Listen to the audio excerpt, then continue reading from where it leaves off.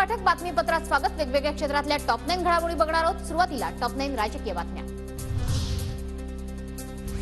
पंतप्रधान मोदींची उद्धव ठाकरेंवर जहरी टीका। मोदींकडून उद्धव ठाकरेंचा नकली संतान असा उल्लेख।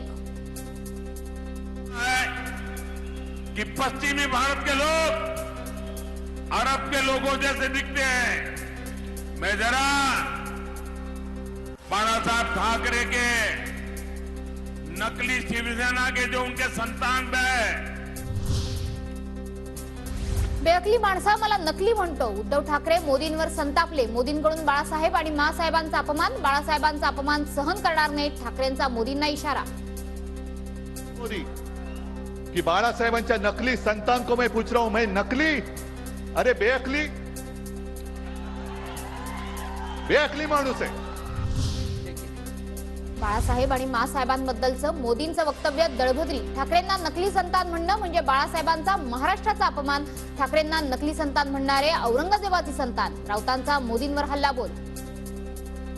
या दोन्ही व्यक्तिमत्वांना महाराष्ट्र पूजतो, त्यांना तुम्ही नकली म्हणता, ही तुमची हिम्मत। आणि म्हणून आम्ही म्हणतो तुम्ही औरंगजेबाची संतान आहात, तुम्ही औरंगजेबाचे वंशज आहात। उद्धव ठाकरेंवर मानसिक परिणाम झालाय। उद्धव ठाकरेंना मानसोपचार तज्ञांची गरज। उद्धव ठाकरेंनी मोदींवर केलेल्या टीकेला देवेंद्र फडणवीसांचं प्रत्युत्तर। तोल ढळला आहे, त्यांच्यावर मानसिक परिणाम झालेला आहे, त्यांना मानसोपचार तज्ञाची आवश्यकता आहे। मला असं वाटतं की तात्काळ त्यांना मानसोपचार तज्ञांकडे नेलं पाहिजे। नरेंद्र मोदींचं असं बोलणं हे अयोग्य। मोदींच्या नकली संतान वक्तव्यावरून बच्चू कडूंची टीका। प्रचारात एकमेकांची उणीधुणी काढण्याचा प्रकार सुरू। कडूंचं वक्तव्य।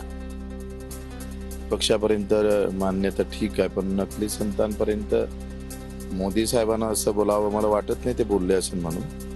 आणि बोलले असेल तर ते फारच चुकीचं आहे। दुर्दैव आहे का पहिले ग्रामपंचायत मध्ये पण असा इतक्या खालचा प्रचार होत नव्हता।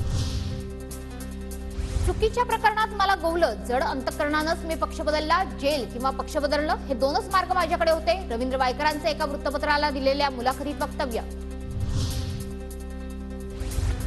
शिंदेंसमोरही जेल की गद्दारी हाच पर्याय होता। शिंदेंसह 40 जणांनी गद्दारीचा मार्ग निवडला। राऊतांची टीका। तीच भूमिका होती, जेल की गद्दारी।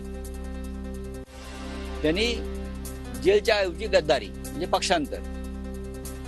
आणि बहुतेक त्यांच्या बरोबरच्या सगळ्या लोकांनी तोच मार्ग स्वीकारला। मोदी शहांना राज्यात पाय ठेवू देऊ नका हे कोण म्हणालं होतं? संजय राऊतांचा राज ठाकरेंवर निशाणा। तर शिवाजी पार्कात लांडगे एकत्र येत आहेत। राऊतांची टीका। आणि अमित शहा यांना महाराष्ट्रात पाय ठेवू देऊ नका हे कोण म्हणालं होतं? कोण म्हणालं होतं तुम्ही सांगा। आता हे वाघ एकत्र येत आहेत, लांडगे आहेत। औरंगजेबाला आम्ही गाडलं, नरेंद्र मोदी तुम्ही कोण? मोदींवरील टीका। संजय राऊतांच्या अंगलट येण्याची शक्यता। अमरावती, नाशिकसह अनेक ठिकाणी तक्रारी दाखल।